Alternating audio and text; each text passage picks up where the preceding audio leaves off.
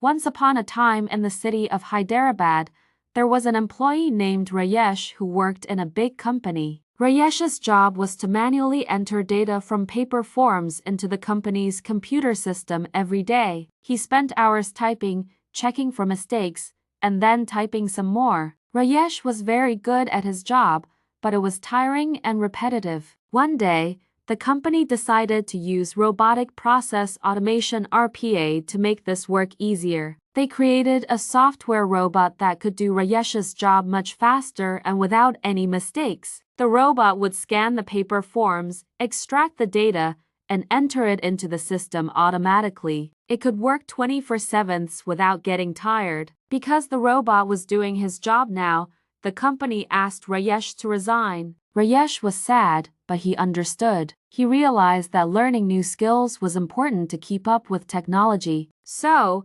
Rajesh decided to learn robotic process automation himself. He wanted to be the one creating and managing these robots in the future. Rajesh's story teaches us that technology is changing how we work. To stay ahead, please learn robotic process automation.